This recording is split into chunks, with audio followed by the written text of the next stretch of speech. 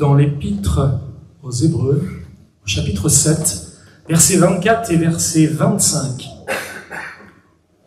Mais lui, il est parlé de qui? De Jésus. Parce qu'il demeure éternellement, possède un sacerdoce qui n'est pas transmissible. C'est aussi pour cela qu'il peut sauver parfaitement ceux qui s'approchent de Dieu par lui, étant toujours vivants pour intercéder en leur faveur. Est-ce que vous avez déjà demandé à une personne de prier pour vous? Pourquoi vous lui avez fait une telle demande? Est-ce que vous vous attendiez alors que sa prière soit exaucée? Lorsqu'on demande à une personne de prier pour nous, c'est parce qu'on pense qu'elle est fidèle, suffisamment spirituelle et qu'elle a une bonne communion avec Dieu. Moi, je sais que beaucoup de personnes prient pour moi, pour mon ministère, pour mon épouse et plus globalement pour ma famille. Et si vous le faites, eh bien, je tiens ici à vous remercier chaleureusement de nous porter dans la prière. Et que penseriez-vous donc d'une personne à qui vous avez demandé de prier pour vous en toute confiance et qui aurait oublié de le faire? Ah, bon. L'intercession et plus globalement la prière doivent occuper une place importante dans la vie des chrétiens et des chrétiennes que nous sommes. Nous savons qu'il n'y a pas de vie spirituelle sans prière. Cependant, ce n'est pas sur notre intercession, mais sur l'intercesseur par excellence, Christ, que je veux m'entretenir avec vous ce matin. Le grand intercesseur. Vous pensez que lui, il est fidèle dans son intercession? Eh oui. L'intercesseur par excellence. Pourquoi parler de Christ dans son rôle d'intercesseur? Simplement parce que l'intercession du Christ est une source importante de réconfort pour notre âme. Et j'aimerais que vous puissiez repartir ce matin du culte en étant dans la paix, réconforté peut-être comme jamais vous l'avez été, en comprenant ce que j'ai à vous faire comprendre de la part du Seigneur ce matin. C'est pour moi une grande source de réconfort pour tous les chrétiens et pour toutes les chrétiennes. Lorsque nous réalisons la portée d'un tel enseignement basé sur les Écritures, nous y découvrons ou redécouvrons des réalités spirituelles propres à calmer nos âmes dans les moments difficiles. Romains chapitre 8, verset 34, je vous lis dans la version Osterwald. Qui accusera les élus de Dieu? Dieu est celui qui les justifie. Qui les condamnera? Christ est mort. Et de plus, il est ressuscité. Il est même assis à la droite de Dieu et il intercède aussi pour nous. Pourtant, Christ sur la croix a dit « Tout est accompli, Père ». On pourrait s'imaginer que Christ est entré au ciel, apportant le sang de son propre sacrifice, traversant le tabernacle céleste, entrant jusque dans la sainte présence de Dieu. Au-delà du voile qui a été déchiré, il a rétabli la communion entre le Père et nous, et recevant du Père l'accueil favorable à son sacrifice, faisant en sorte que la justification vienne sur notre vie, eh bien, il est assis à la droite du Père et il règne et il attend l'heure de son retour. Et que fait-il? Il attend. Mais la Bible ne nous dit pas que Christ est dans une position d'attente depuis 2000 ans. Il nous est dit qu'il règne sur toute chose, il maintient toute chose et il intercède pour nous. Christ intercède pour toi. Il prie pour toi. Rien que cela, c'est déjà réconfortant.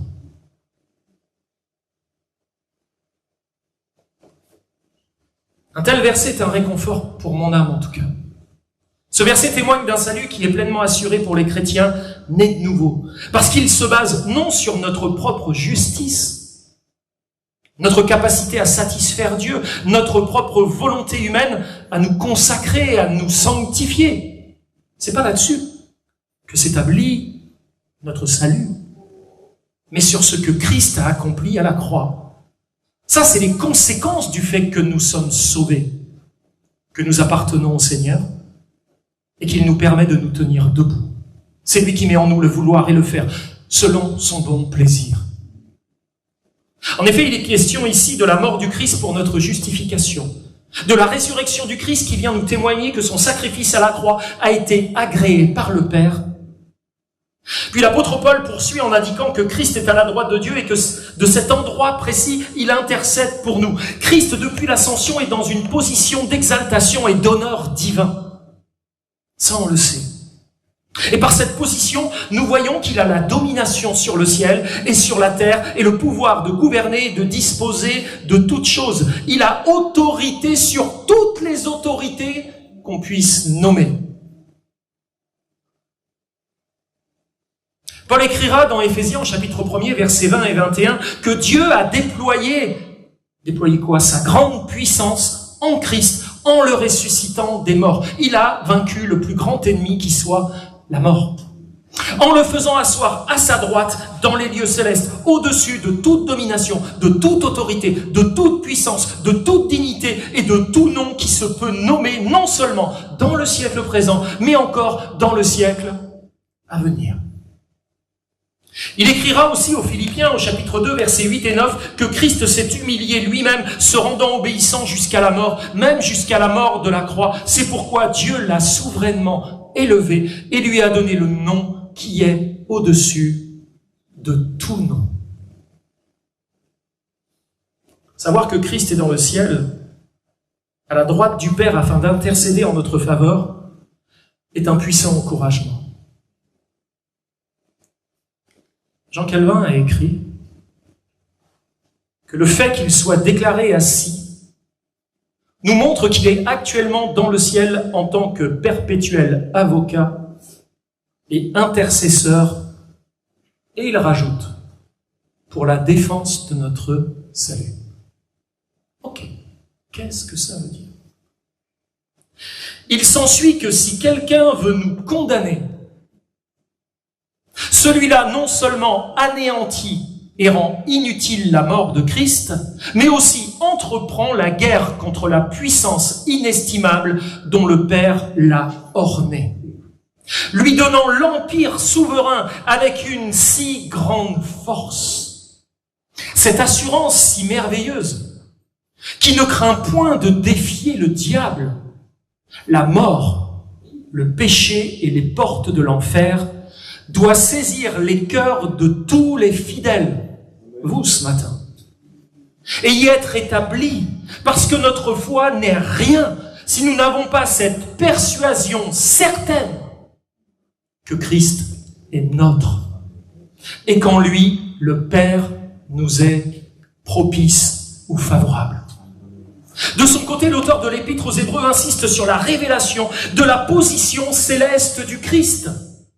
Et par plusieurs versets, il vient marteler nos âmes pour bien que ça rentre dedans et que ça reste là, à l'intérieur de nos vies. Il vient marteler nos âmes. Vous savez, quand les versets sont répétés plusieurs fois, c'est pas pour rien. Avec cette réalité qui est tellement importante pour notre foi. Hébreux 1.3, Hébreux 8.1, Hébreux 12.2 nous rappellent cette évidence. Le deuxième point de ce matin, c'est l'intercession céleste du Christ, mon avocat. Savez-vous qu'il n'y avait aucun siège dans le temple? Vous avez étudié déjà le temple ou le tabernacle quand il était dans le désert? Est-ce qu'il y avait un siège? Ce matin, dans le temple, il y a des sièges. Ça va, vous êtes bien? Dans le tabernacle ou dans le temple, il n'y avait pas de siège. Il n'y avait même pas un siège pour le souverain sacrificateur. Ils ne se reposaient pas, ces gens-là, ils ne pouvaient pas s'asseoir. Cette absence de siège dans le temple terrestre de l'Ancien Testament vient illustrer magnifiquement que les sacrifices offerts par les sacrificateurs n'étaient jamais terminés. Tu ne pouvais pas t'asseoir et te dire, ça y est, c'est fait. Ils restaient sans cesse debout. Ainsi, leur fonction de sacrificateur était permanente, en rapport du péché du peuple. Et il leur était impossible de se reposer dans la satisfaction d'un accomplissement durable ou permanent, sans cesse, tous les jours, ils offraient des sacrifices. Tous les sacrifices de l'Ancienne Alliance n'étaient que l'image d'un seul et unique vrai sacrifice que le Fils de Dieu allait offrir un jour. C'est pourquoi Christ, dans sa position de sacrificateur, lui, dans le ciel, il est comment? Il est assis. Car le sacrifice qu'il a offert, lui étant à la fois le sacrificateur parfait et le sacrifice sans tache, ce sacrifice qu'il a offert est un sacrifice parfait. Son œuvre d'expiation est pleinement accomplie. Il est maintenant assis dans les lieux célestes. Et contempler Christ dans sa gloire en tant que chrétien, c'est le voir comment? Assis. Et quand je contemple Christ assis dans les lieux célestes, j'ai l'assurance, un, qu'il n'y a plus rien à faire, que tout a été fait. Et deux, j'ai l'assurance que comme c'est lui qui l'a fait, ce sera mieux que tous les sacrificateurs de la terre avec tous les agneaux, toutes les brebis, toutes les colombes que vous pouvez faire et prendre pour donner en sacrifice. Pour moi, Christ assis dans les lieux célestes, rien que de contempler Christ assis dans les lieux célestes, c'est déjà une paix pour l'âme. Et avec lui, nous sommes aussi assis dans les lieux célestes. En lui, nous sommes assis dans les lieux célestes. C'est une position dans laquelle nous nous retrouvons en espérance. Toujours dans la même pensée de l'auteur de l'Épître aux Hébreux, chapitre 10, versets 11 à 14, l'auteur de l'Épître aux Hébreux écrit que tout sacrificateur fait chaque jour le service et offre souvent les mêmes sacrifices, qui ne peuvent jamais ôter les péchés. Lui, après avoir souffert un seul sacrifice pour les péchés, s'est assis pour toujours à la droite de Dieu. Il attend désormais que ses ennemis soient devenus son marchepied. Car par une seule offrande, il a amené à la perfection pour toujours ceux qui sont sanctifiés. Il les a amenés à la perfection pour toujours. Qui est parfait ce matin? Y a-t-il quelqu'un de parfait au milieu de nous ce matin? Personne. Mais pourtant, en Christ, par une seule offrande, il nous a amenés à la perfection. Quelle grâce de lire que par une seule offrande, celle de sa propre vie, Christ a amené à la perfection pour toujours ceux qui sont sanctifiés. Il y a quelque chose qui est garanti là. Ça ne veut pas dire ah, bon, on n'a plus rien à faire, c'est bon, on est parfait. Non, ça veut dire que entre ton état et ton statut, il y a une différence. Moi, j'ai un statut, je suis un homme, je suis un pasteur, je suis marié, j'ai 2 enfants. Ça, c'est mon statut. Je peux même vous donner mon numéro de sécurité sociale. Non, personne n'en a besoin. On a un statut. Maintenant, il faudrait que mon état corresponde à mon statut. En Christ, j'ai été justifié, sanctifié. En Christ, la perfection a été mise sur ma vie. Seulement, ça, c'est mon statut. Mais mon état n'est pas encore totalement en adéquation avec mon statut. Il va falloir que je devienne celui que Dieu veut que je devienne. En faisant de moi son enfant, en faisant de vous ses enfants, le modèle qu'il a choisi pour nous, c'est Christ. Il faut que notre statut devienne le même que Christ. Vous êtes d'accord pour dire avec moi que notre état n'est pas encore en correspondance totale avec notre statut. Et si vous n'avez pas levé la main quand j'ai dit qui est parfait ce matin, c'est parce que vous le savez très bien, qu'entre votre statut et votre état, il y a parfois un vrai décalage. Mais on est en marche. Et Christ, lui, quand il se retrouve devant le Père, il est bien conscient que notre état et notre statut ne sont pas en conformité l'un avec l'autre. S'il se basait que sur notre état, ce serait compliqué. Mais lui, il se base aussi et surtout sur notre statut, parce qu'il sait qu'il œuvre à ce que nous devenions conformes à ce qu'il attend de nous.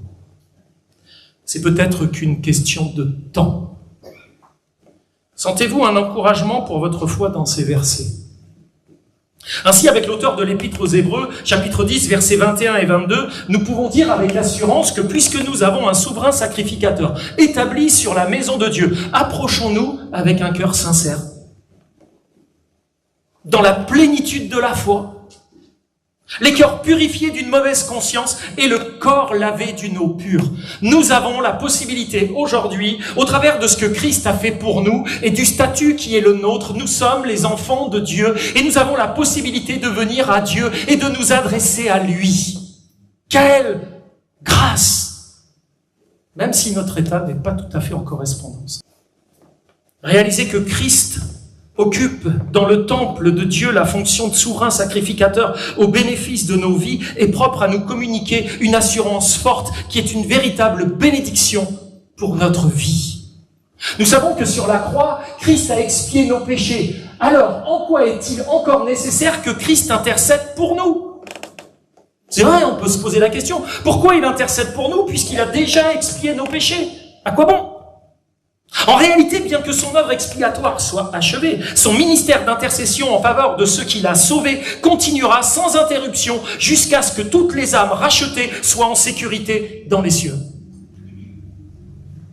C'est pour ainsi dire la seconde phase de sa sacrificature. C'est pourquoi l'auteur de l'Épître aux Hébreux, au chapitre 7 et au verset 25, écrit que c'est aussi pour cela qu'il peut sauver parfaitement ceux qui s'approchent de Dieu par lui, étant toujours vivants pour intercéder en leur faveur. Mais en quoi consiste cette intercession continuelle du Christ qui se tient aux côtés du Père dans la gloire en tant que souverain sacrificateur? Et nous devons comprendre et réaliser que Jésus-Christ intercède constamment, éternellement, en notre faveur auprès de son Père. Un certain John MacArthur, je ne sais pas si vous connaissez cet auteur, il nous a quittés, il est décédé il y a à peu près 1 mois maintenant. Il a dit, regardez bien, toutes les fois que nous péchons, Jésus dit au Père, porte cela à mon compte. Mon sacrifice a aussi réglé cette dette. Chaque fois que tu pèches, mon frère, ma sœur, chaque fois que tu te manques, que tu te mets en colère, chaque fois que tes pensées ne sont pas celles que Dieu voudrait, Christ se lève et dit au Père, tu vois, Père, tu vois ces marques dans mes mains, tu vois cette marque dans mon côté, ben, j'ai payé pour ça, là. Tu vois ce qu'il vient de faire, ce qu'elle vient de faire? J'ai payé, Père. Ta justice réclame? Mon sacrifice a payé. Et le salut est ainsi maintenu dans notre vie. Il est le garant de notre salut. C'est pas juste Jésus vous a donné le salut, il est garanti. Et... Non. C'est Jésus qui aujourd'hui, dans le ciel, continue à maintenir le salut sur votre vie dans son ministère d'intercession, parce qu'à la croix, il a payé pour nos péchés. Et il dit au Père, Père, j'ai payé pour ce péché-là, Père. C'est sûr que derrière, par son esprit, il va mettre en nous le désir de nous repentir. Alors on va venir à lui, à Jésus, et lui dire, Seigneur, pardonne-moi ce péché. Mais sachez que peut-être même avant que vous ayez demandé pardon, avant que le Saint-Esprit ait réussi à vous incliner dans la présence du Seigneur, déjà le grand prêtre, le grand souverain sacrificateur Jésus, assis dans le lieu céleste à la droite du Père, a déjà intercédé pour toi, pour que la justice de Dieu ne te rejette pas. C'est lui qui assure un salut parfait à nos vies. J'ai déjà payé pour cela. Dans son rôle de sacrificateur, chaque fois que nous péchons, Christ ne cesse de rappeler au Père la suffisance de son sacrifice. Dans son office de sacrificateur, Christ maintient notre salut par son intercession. Vous vous rendez compte de ce qu'il fait, notre Seigneur dans le ciel, pourquoi il intercède pour nous? En quoi il est notre avocat encore aujourd'hui?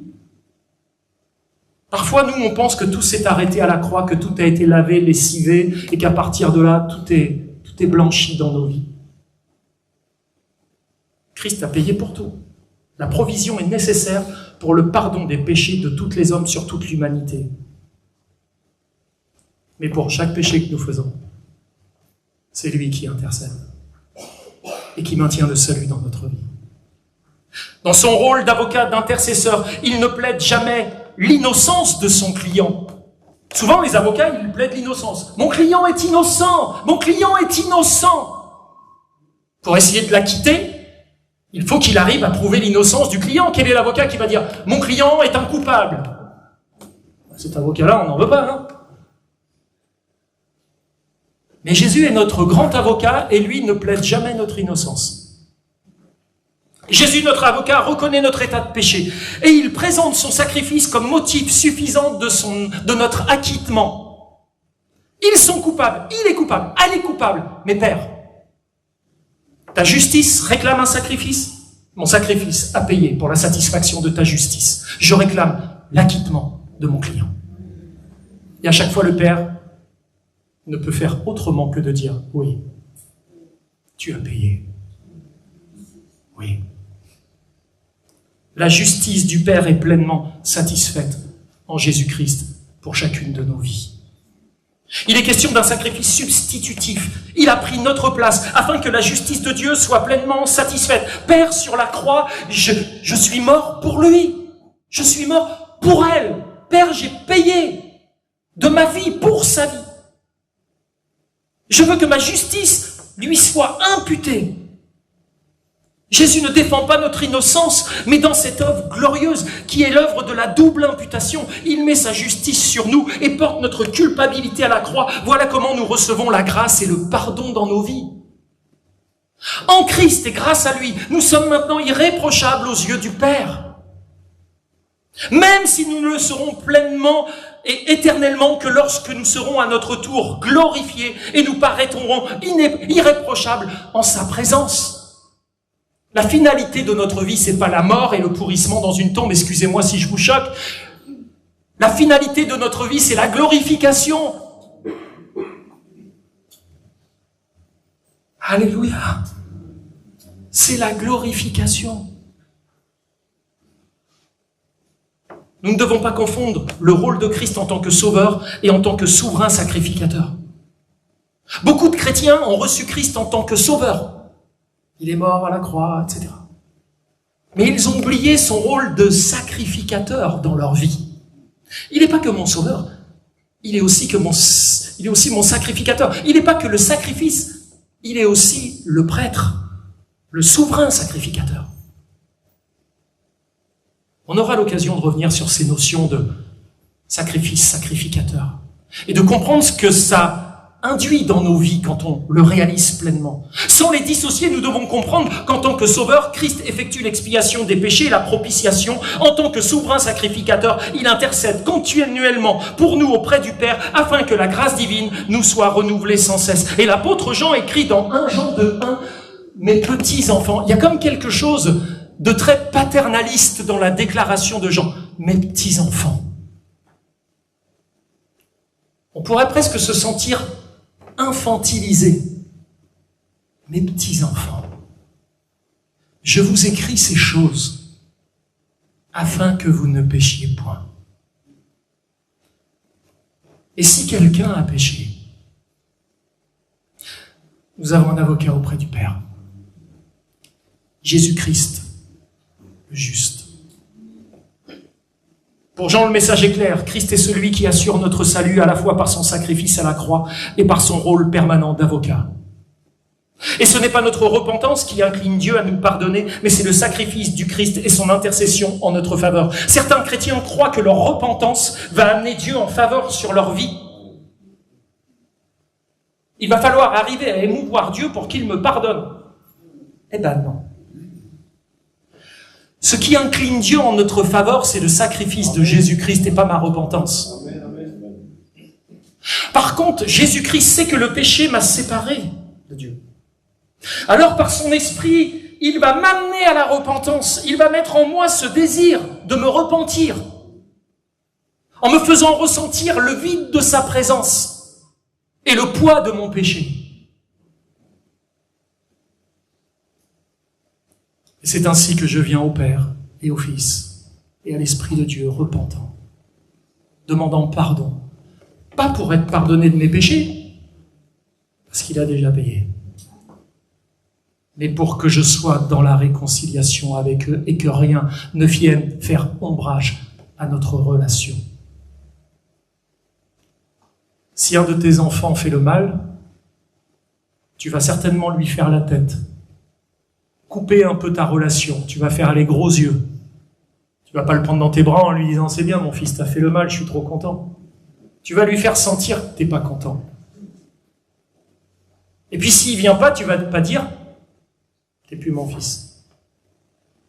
Et même si, en tant que mauvais parent, on peut l'être parfois en ayant renvoyé nos enfants, certains parents l'ont fait, il reste quand même ton enfant, hein, que tu le veuilles ou pas.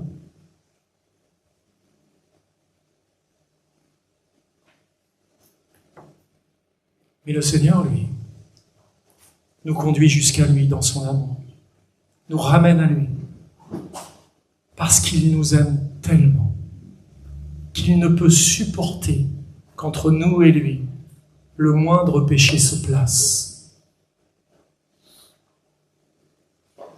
Il faut sortir un peu de l'infantilisme. J'ai fait le mal, papa est pas content. Le papa du ciel, notre Dieu, est celui qui supporte le moins le péché dans la relation. Et il fait tout pour nous ramener à lui. Il laisse 90 brebis juste pour aller chercher celle qui s'est perdue. Il dit pas elle s'est perdue, elle a perdu le salut, tant pis pour elle. Non, le grand berger va la chercher. Il est à la recherche de certaines brebis perdues, croyez-le, et il va les retrouver. Il se donnera pas de repos le temps qu'il les a pas ramenées dans sa bergerie. C'est ça le grand berger. Il ne repousse pas. Il ne revient pas sur sa décision d'adoption. Il nous aime d'un amour tellement difficile à comprendre pour nous. Et donc, c'est pas notre repentance qui incline notre Dieu à nous pardonner, mais le sacrifice du Christ et son intercession en notre faveur. Notre repentance n'est pas un sacrifice que nous apportons au Père, mais une réponse logique à la réalisation du sacrifice du Christ en notre faveur. Notre repentance est l'humble manifestation du fait que nous souhaitons au plus profond de nous que notre relation avec Dieu soit renouvelée. Et nous réalisons que notre état de déchéance ne nous le permet pas sans que cette relation soit réconciliée et assurée par la grâce. Ainsi, le sacrifice du Christ accompli à la croix en une seule fois pour le péché est parfaitement suffisant pour nous assurer le pardon et la réconciliation avec Dieu. Mais l'intercession de notre souverain sacrificateur auprès de Dieu, fondée sur les mérites mêmes de son sacrifice, nous obtient pour chaque péché particulier le pardon et la grâce qui régénèrent. Ainsi, il ne suffit pas de croire d'une manière générale que le Sauveur est mort pour le péché du monde. Pour me rendre la paix lorsque je l'invoque dans mon angoisse, il faut que Dieu, par un acte toujours renouvelé de sa miséricorde, m'accorde personnellement le pardon que je lui demande, afin que la relation entre nous ne soit pas rompue à cause de mes péchés. Or, quel privilège de savoir que tandis que je crie à lui au sein de ma misère, j'ai près du trône de la grâce un avocat qui plaide ma cause en faisant valoir en ma faveur tous ses mérites à lui. Un sacrificateur intercesseur. L'Épître aux Hébreux présente fréquemment cette précieuse grâce sous l'image du souverain sacrificateur qui offrait d'abord le sacrifice pour le péché, puis entrait dans le lieu très saint avec le sang de la victime qu'il répandait sur le couvercle de l'arche, le propitiatoire. Ce dernier acte symbolisait l'intercession du grand souverain sacrificateur. Avant cet acte, personne ne savait si Dieu acceptait le sacrifice qui avait été offert. Christ ne cesse, nous dit la Bible, de présenter son sacrifice devant le Père dans le temple céleste, afin que le Père soit bien disposé envers nous et qu'il nous soit favorable. Et c'est de cette intercession permanente, continuelle, sur la base de son sacrifice à la croix que la grâce divine perdure. Et cette grâce n'est pas qu'un acte temporel au sein duquel Dieu sauve les pécheurs, mais elle est depuis le commencement le moyen que Dieu use pour maintenir ses enfants dans la foi. Cette grâce n'est donc pas qu'une dispensation limitée entre deux périodes de l'histoire de la révélation. Elle est la manifestation du cœur de Dieu, de sa sainteté, et à ce titre, elle se manifeste de toute éternité. Notre Dieu est un Dieu de grâce. Et il est important de comprendre que notre salut est le résultat final de l'intercession de Christ, qui par sa mort a acquis à son peuple le droit d'accéder aux bénéfices de son salut, et qui par son intercession nous amène réellement à entrer en possession de toutes les bénédictions spirituelles pour finalement un jour entrer éternellement dans sa gloire. En d'autres termes, c'est par l'intercession de Christ que son œuvre est appliquée à son peuple, et sans son intercession, le salut n'existe pas. Les chrétiens que nous sommes ne doivent donc jamais détacher le résultat du sacrifice de la croix effectué par notre Sauveur de son œuvre en tant que souverain sacrificateur dans le temple éternel. C'est pourquoi nous devons comprendre que lorsque le Christ a dit dans Jean 19:30 que tout est accompli, il parlait de son œuvre sacerdotale sur la terre, à savoir que son sacrifice, posant ainsi le fondement pour son œuvre, continue au ciel. John Owen a écrit « On reconnaît généralement que les pécheurs ne pourraient pas être sauvés sans la mort du Christ, mais on ne réfléchit pas souvent au fait que les croyants ne seraient pas sauvés sans la vie du Christ depuis sa crucifixion. » Ainsi, dans son intercession en notre faveur, Jésus-Christ prie pour nous, non seulement en tant que souverain sacrificateur suprême, mais en tant que roi et prophète. Comme le Seigneur de gloire ressuscité avec puissance et comme le Fils de Dieu. Et à juste titre, ces requêtes ne peuvent pas être refusées. Quand nous considérons à la grâce qui découle de la présence du Christ au ciel, à côté du Père, nous sommes alors particulièrement assurés que l'amour de Christ pour nous, puisqu'il vit toujours pour intercéder en notre faveur. Vivre au bénéfice de l'intercession, c'est être comme Étienne. Étienne, alors qu'il subit le martyre, dans Actes 7, 55, qu'est-ce qu'il dit? Qu'est-ce qu'il voit? Jésus debout à la droite du Dieu. Il n'est plus assis là. Il est debout.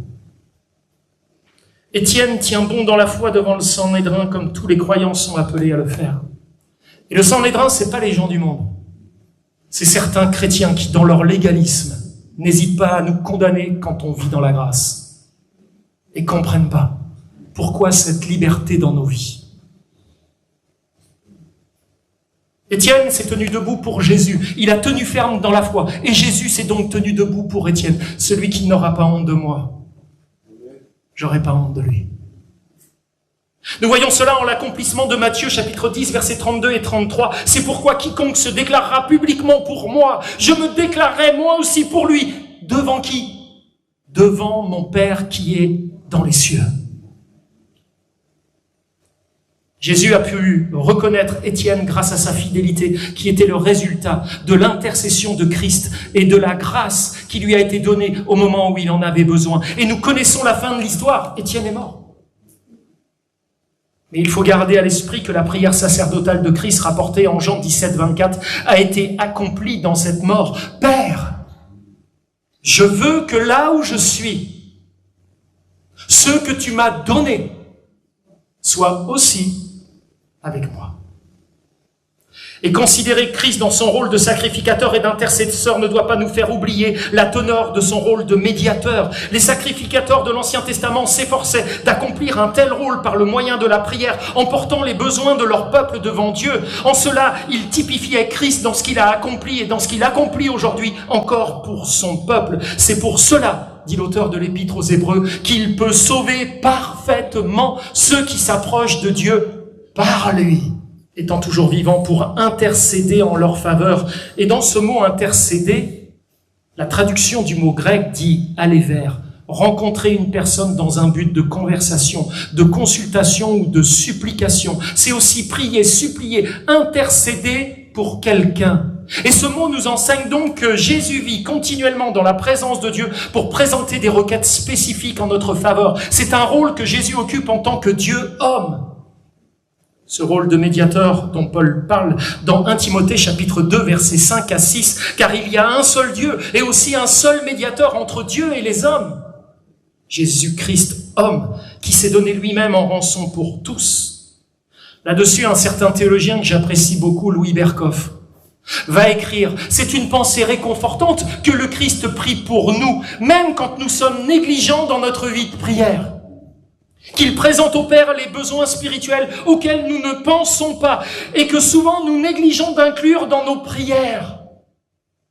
Et qu'il prie pour notre protection contre les dangers dont nous ne sommes même pas conscients et contre les ennemis qui nous menacent, même si nous ne le remarquons pas. Il prie pour que notre foi ne défaille pas et que nous ayons la victoire finale. » Je pourrais vous reposer des questions. Avez-vous déjà demandé à une personne de prier pour vous? Est-ce que vous attendiez à ce que votre prière soit exaucée? Moi, j'aimerais vous dire ce matin qu'il y a quelqu'un qui prie pour vous tous les jours. Tous les jours. Et lui, il est fidèle. Il ne cesse de prononcer notre nom au Père. J'aimerais juste terminer par une citation de Robert McCheyne. Et regardez bien cette citation, parce que moi, elle me fait tellement du bien. Si j'entendais le Christ prier pour moi dans la pièce d'à côté, je ne craindrais pas 1 million d'ennemis. Mais peu importe la distance, il prie pour moi.